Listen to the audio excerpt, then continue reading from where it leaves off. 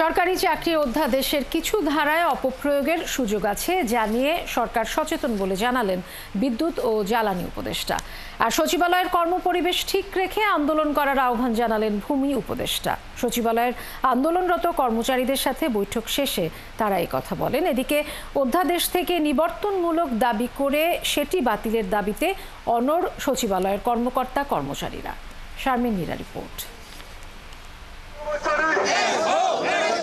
সকাল থেকেই বৃষ্টি, তারপরেও পূর্ব ঘোষণা অনুযায়ী সরকারের ৩ উপদেষ্টার দফতরে স্মারকলিপি দিতে জড়ো হন সচিবালয়ের কর্মচারীরা। প্রথমে ভূমি ও পরে বিদ্যুৎ এবং জ্বালানি উপদেষ্টার কাছে তারা স্মারকলিপি দেন।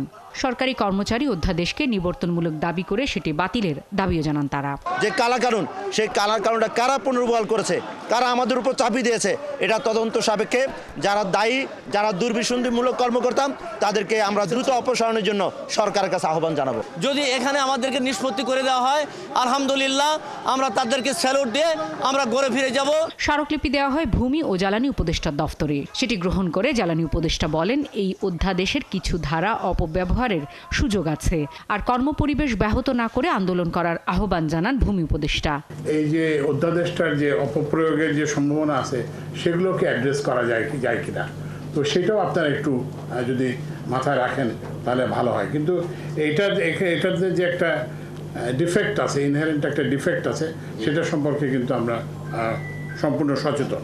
সচিবালয় কালচার বিরোধী ব্যাপার এইভাবে চিৎকার করা, আপনারা স্মারকলিপি দিতে আসছেন, আপনাদের ব্যাপারটা সচিব কমিটি আমাদের ভূমি মন্ত্রণালয়ের সচিবকে দিয়ে একটা সচিবদের একটা কমিটি করেছে।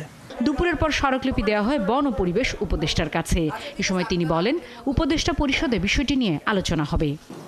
যে আজকে যেহেতু আমাদের সাথে আপনাদের কথাগুলো বলতে এসেছেন এবং কথা যেহেতু বলা যায়, সেহেতু কথা বলার এই চ্যানেলটা খোলা থাকুক।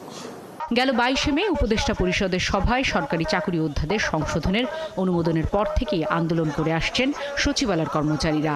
সোমবার তথ্য ও স্থানীয় সরকার উপদেষ্টার কাছে স্মারকলিপি দেওয়ার কথা আছে। শারমিন নীরা, ৭১, ঢাকা।